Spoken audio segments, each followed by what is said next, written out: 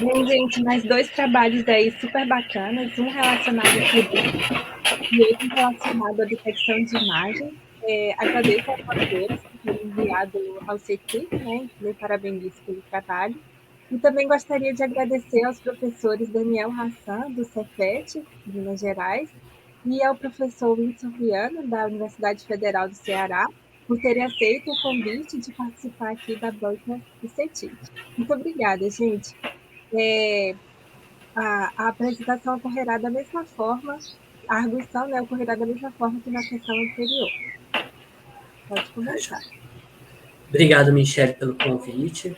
Parabéns a todos pelo trabalho. A gente vai começar, então, pelo trabalho de popularidade no turismo, né? E parabéns, Pedro, pelo trabalho, ficou bem bacana, fácil de ler. Eu tive umas dúvidas aqui, aí eu vou colocar aqui mais ou menos, assim, o que eu pensei? Você no começo falou muito sobre a recomendação, né? E aí eu senti até falta no texto, às vezes, você falar como você aplicaria isso. Apesar de eu entender um pouco como você ia aplicar, às vezes colocar um pouquinho no texto isso, não sei se é já um próximo passo do teu trabalho e tal, isso valorizaria mais, já que você no resumo falava de recomendação, né? Que às vezes, assim, às vezes quando a gente lê, a gente fica sentindo falta, às vezes, de uma avaliação da popularidade. Tipo, algumas perguntas que me deram também, às vezes, será que a popularidade, ela precisaria de ser avaliada? Será que a pessoa que está sendo turista, será que isso está sendo avaliado corretamente? O turista é turista mesmo? O não turista também é não turista mesmo, etc. E às vezes também, juntando com a questão de você aplicar isso numa recomendação, assim, talvez seja interessante avaliar mesmo, que são métricas que são, às vezes, interessantes de ser avaliadas. Às vezes, se você usa numa recomendação textual, e às vezes sem querer respondendo a tua pergunta, mas pensando assim, só para pensando numa contribuição para como você avaliaria, né? Às vezes você usando num recomendador e você vendo que esses indicadores se é ou não é, é ou não turista, isso daí está sendo relevante para a recomendação, isso já vai ser relevante. Mas às vezes é interessante também você ver isso também, entendeu? Então, na verdade, a minha pergunta acabou ficando em duas, né? Se você já pensou em como aplicar isso no recomendador e em como avaliar essas métricas que você colocou aí, tanto de popularidade quanto se é uma pessoa turista ou não turista. Perfeito. Primeiramente, bom dia aí, pessoal. Bom dia, banca. Estou muito satisfeito de estar aqui no Webmedia de novo. E já endereçando a pergunta, perdão, antes de responder as perguntas, eu já peço um perdão, porque no vídeo acabou que o áudio ficou meio esquisito ali no meio, mas acontece. Enfim, mas endereçando a sua pergunta, a gente pensou sim nessa parte de recomendação. Esse trabalho, ele acabou sendo o final da minha graduação, né? Ele acabou virando minha monografia, e eu continuei os trabalhos com o professor Humberto, né? Hoje eu sou aluno do mestrado, ele é meu orientador no mestrado. A gente, confesso que a gente deu uma congelada nesse trabalho, em detrimento de outras coisas que a gente vem estudando, também relacionadas com mobilidade, desenvolvimento de uma ferramenta, mas a ideia desse trabalho é realmente utilizar recomendação para isso, né? E a gente pensou muito em fazer análises de sentimentos para fazer essas recomendações. Tanto que no trabalho fica bem explícito, né, que os dados do Twitter, a gente deixou eles meio de lado, o texto mesmo, os dados textuais, ou os comentários textuais das reviews, porque era um assunto que a gente via que extrapolava muito o trabalho, que era exatamente esse próximo ponto da gente montar uma recomendação para turista, para não turista. Então, a gente deixou isso realmente para esse próximo passo. E aí, já respondendo, seria nessa ideia de fazer análise de sentimento e também refinar esse nosso método para descobrir se a pessoa é um turista, na verdade, se a pessoa é um turista ou não, se a pessoa é um residente da cidade ou um não residente, porque a análise que a gente fez foi meramente quantitativa, né? Foi quantitativa, no sentido que a gente analisou as postagens das pessoas e a gente inferiu, olha, dada essa taxa aqui, possivelmente é um não residente. Então, com toda certeza, na hora de fazer uma recomendação, as análises trariam corpo para isso, para a gente conseguir melhorar essa métrica também. Bacana, parabéns pelo trabalho. E também eu tinha uma sugestão também, depois de análise também, é ver a porcentagem de postagens e revisões que uma mesma pessoa faz, que isso pode afetar a métrica também, né? Que às vezes se tem muitas pessoas que postam pouco, revisões, aí acaba que isso diminui um pouquinho essas métricas e tal, e talvez seria bom analisar isso na tua base de dados e tal. Com certeza, né? O cara é um usuário não muito É, frequente, né? aham. Levar isso em consideração. Ah, claro. Legal, legal. Parabéns Obrigado. pelo trabalho. Aí eu passo para o Obrigado. próximo da banca. Bom, bom dia, pessoal. Pedro, primeiro, parabéns aí pelo trabalho, né? Também achei bem interessante o artigo. Eu fiquei com a mesma dúvida do Daniel, né, que você já explicou, porque você dá ênfase a sistema de recomendação sensível ao contexto, no título, tem uma seção lá explicando, mas seu trabalho não faz exatamente isso, né? E aí até a minha pergunta era se o que você queria mesmo caracterizar, né? Era só residente e não residente ou também a popularidade dos blocos, né? Essa foi a minha primeira dúvida, né? A ideia era recomendar o quê? Um bloco para quem não é residente, um bloco para quem é residente, né? Então, eu fiquei com essa dúvida, depois tu pode responder o que tu imagina que daria para recomendar, né? Outro ponto que eu fiquei me perguntando é como é que tu faz o cruzamento das bases, né? Era por identificação de usuário? O reviews, né, que tu pegou são aquelas revisões do Maps, né, que o cara marca o lugar que ele visitou então eu fiquei me perguntando se era esse tipo de cruzamento que tu fez, né, de alguma forma, porque a conta no Twitter pode ser totalmente diferente da conta do Gmail que a pessoa usou para fazer a revisão. Acho que a revisão pode ser até mesmo anônima, né? Ou se o cruzamento é feito só a partir das localizações. E assim, antes de passar para ti, outra coisa que eu percebi assim do trabalho é que tu deu a sorte de fazer algo um mês antes da pandemia, né? Porque o último grande evento, né, do Brasil foi isso, e até fiquei me perguntando também depois se o que tu fez daria também para tentar ver questões quando houve lockdowns, o que mudou, né, de mobilidade, se as pessoas continuavam fazendo revisões de locais ou não. Fiquei me perguntando com relação a isso. Vai lá, Pedro, pode responder. Beleza, muito obrigado pelas considerações. Eu anotei aqui os pontos e o cruzamento a gente fez não centrado no usuário, né? Porque como são dados, exatamente igual você pontuou, né? São dados não tão relacionados, a gente decidiu fazer o cruzamento pela localização. Então, se a gente olhou pela ótica da localização, e isso já emenda com a recomendação, que é exatamente isso. Então, vamos supor, o cara está num bloco, que a nossa primeira métrica falou, pô, bloco bacana, e aí ele olha lá, qual restaurante eu posso almoçar que seria legal, né? Qual, sei lá, qual café, qual atração turística que eu poderia conhecer aqui em Belo Horizonte, ou em qualquer lugar que rodasse esses dados, enfim.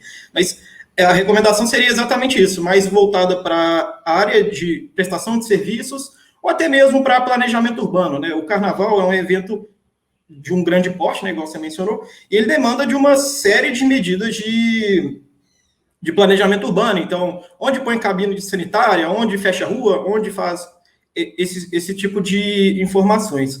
Então, a gente fez nesse sentido, e eu gosto muito dessa pontuação sobre o seu último evento antes da pandemia, que tem tudo a ver com o que a gente vem estudando, que, igual eu comentei no outro comentário, a gente deu um congelamento nesse trabalho exatamente para estudar os dados da mobilidade na pandemia. Então, faz todo sentido a gente agregar esse tipo de informações, né, que a gente vem estudando esse período utilizando o transporte público aqui da cidade, né, por meio de Open Data, que a prefeitura disponibiliza, a gente vem analisando isso, e a gente vem desenvolvendo uma ferramenta para montar essas análises. E, com certeza, está no nosso radar utilizar esses dados para isso, né, porque, igual você comentou, né, o Carnaval foi exatamente esse último evento, e foi bem na sequência, assim, né, terminou o Carnaval, começou já a pandemia, então tá bem relacionado. E a gente tem informações sobre a pandemia disponibilizado pelo DataSUS, de boletins epidemiológicos, então a gente consegue traçar paralelos dessas coisas, né? Então, com certeza, são ideias que estão muito quentes no nosso radar, que a gente quer explorar sim, e a gente tem intuito de explorar mesmo. Obrigado, Pedro. Michele, eu não sei se tem perguntas da plateia. Nosso tempo está um pouco curto, aí nós podemos passar para o próximo trabalho. Beleza. Obrigado, Michele, novamente. Parabéns, Natan, pelo trabalho. Estava claro, super tranquilo de ler. Eu já vou ir direto para as perguntas também, mas assim, foi uma coisa que às vezes, uma coisa ou outra que você podia melhorar no texto, às vezes é definir aonde foram esses datasets, os nomes dos datasets ali falavam, eu não sabia de onde você tinha extraído, era uma coisa que você, por exemplo, formas grafite dataset, não falava muito bem como, aí eu fiquei na dúvida. Mas a minha pergunta principal é que você são também mais ou menos, são duas perguntas relacionadas à metodologia. Por que você escolheu diferentes métodos para cada um? Como que você escolheu eles? É interessante ter justificado. Então, a minha pergunta mais é por que da escolha de cada um deles? E se você não poderia, às vezes, misturar alguns, que, por exemplo, uma pessoa com uma pichação, um spray na mão, podia ser, talvez, sei lá, o método estivesse errando e confundindo com uma arma. Então, às vezes, você fazer uma mistura, não sei, dos datasets, para tentar ver se mistura, para melhorar mais, para ficar mais condizente com o mundo real, sabe? Isso é uma ideia. Mas a minha principal pergunta é o porquê da escolha de cada método. Olá, bom dia. Obrigado, né, pela minha primeira vez aqui na WebMeet. Agradeço as considerações. Por que a escolha dos métodos, né? O IOLO, ele é muito conhecido por ser um dos estados da arte da detecção de objetos. O próprio artigo do Redmond, do original, ele cita o IOLO na versão 3, o Redmond, ele cita o IOLO como um estado da arte da detecção de objetos e o seu diferencial, que eles mesmos caracterizam lá, é pela sua velocidade sem perder tanta precisão. O próprio artigo ele faz diversas comparações com outros estados da arte, como SSD, FastRCNN. A gente escolheu o IOLO por ele ser rápido e preciso. Então, a gente queria essa velocidade por conta do mundo real ser muito agitado e a situação de arma pode ser muito rápida. Então, quanto mais rápido e preciso for a detecção, melhor. O Keras, que a gente utilizou como, no caso, o Fire Detection Net, que a gente utilizou sobre o Keras do TensorFlow, a gente escolheu porque na época a gente estava procurando como detectar fogo. A gente encontrou esse trabalho e meio que replicou ele utilizando outra camada de convolução. Só que agora a gente está utilizando também o IOLO. Por quê? Utilizar o IOLO pode fazer isso que você falou. A gente pode cruzar os pesos, cruzar as detecções, de modo que ele saiba o que é uma arma, saiba diferenciar uma arma de um spray, saiba diferenciar os objetos que estão relacionados, e é muito mais fácil eu integrar 3 detecções utilizando o próprio IOLO. Então, a gente está trabalhando agora para tirar essa detecção do Legal. Mas é bom discutir isso. Isso é bom discutir, assim, até como próximo passo. Eu até pensei na questão de câmera com detecção de calor, mas como às vezes não tem essa infraestrutura, né? Aí você poderia ter outro indicador, assim, que seria justamente o calor, né? A gente testou até e está testando agora o IOLO, eu falei, se não me engano, na apresentação, a gente ia mapear, eu mapeei o mesmo dataset que a gente utilizou para o estudo anterior, a gente mapeou no IOLO, para utilizar no IOLO, e a gente está treinando e está tendo até resultados promissores. Legal, bacana, parabéns. Passo para o próximo avaliador. Opa, Natan, realmente parabéns pelo trabalho, né? Achei muito legal, né? A ideia, os tipos de problemas que você trabalhou, né? Eu já até te indico que aqui na UFC tem um grupo de professores que eles também têm projetos com a Secretaria de Segurança Pública para detecção também de eventos, né? Muito parecido assim com algumas das ideias que tu falou, né? Um dos professores assim ativo, que é até muito ativo aqui no WebMedia, que é o professor Fernando 30. Acho que vale aí depois tu fazer um contato, trocar umas figurinhas, né? Primeira coisa assim que eu fiquei intrigado é como é que vocês estão pensando a questão dos eventos, né? Porque os métodos, tu pode me corrigir, mas os métodos que tu usou, eles são para detecção em tempo real, né? Eles têm desempenho suficiente para isso, certo? Podem ser utilizados em tempo real, também como estático, né, vídeos. Ou em lote, né? De fazer isso, depois. pode também. Aí, a minha dúvida é é com relação a se vocês já começaram a pensar como realmente detectar os eventos, né? Porque, por exemplo, a arma, né? No próprio vídeo que tu mostra ali, ele detecta e para de detectar, detecta e para de detectar, né? Como é que vocês pensaram essa questão do evento, do alarme? Teria uma fase de consolidação, né? Sei lá, precisa ter uma detecção por um intervalo de tempo de no mínimo tanto, com dados com mínimo de precisão tal, né? Então essa era a minha primeira pergunta para te fazer.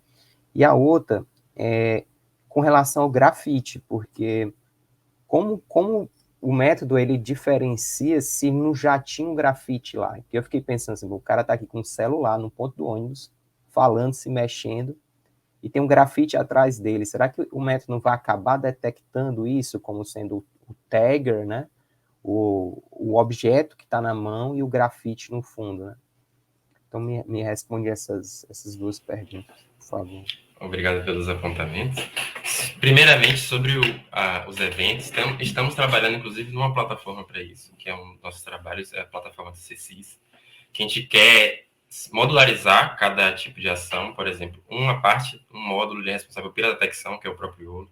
Outro módulo ele é responsável por enviar o resultado das detecções para outro que vai classificar, vai ter um classificador, vai dizer assim, isso aqui é um evento válido, e aí, a partir disso, ele vai mandar os frames de detecção para um analista humano, porque o nosso intuito é tirar a necessidade do analista humano, ele ter que ficar o tempo inteiro olhando as imagens, porque às vezes ele não percebe, às vezes ele não está bem no dia, e aí o intuito da ferramenta é auxiliar esse analista humano. Então, a ferramenta vai detectar, vai mandar essa informação, aí o classificador vai classificar a situação, se for pertinente, ele vai mandar o frame e vai mandar o resultado para um analista humano, que aí ele pode acionar ou não os órgãos de segurança pública. E a ideia também, surgiram essas ideias sobre analisar o tempo também, e uma das formas de validar a detecção, por exemplo, é o trabalho que a gente colocou no ENIAC. Por exemplo, se o detector vê uma arma, necessariamente é porte de armas, então a gente está trabalhando de forma de que se cruzem, por exemplo, as bounding box do humano segurando a arma. Então, se uma arma está junto do humano, possivelmente é um porte de armas. Então, é possível você cruzar. Se o spray está próximo do tagger e próximo da grafite, ou também analisar possivelmente a questão do tempo, se tinha ou não um grafite antes naquela cena, é algo que a gente também está estudando agora. O mais recente para a gente trabalhar agora é necessariamente o cruzamento de bounding box, que é o mais simples, mas a gente pode ver questões do tempo nesse trabalho que a gente está desenvolvendo agora em 2021 para 2022.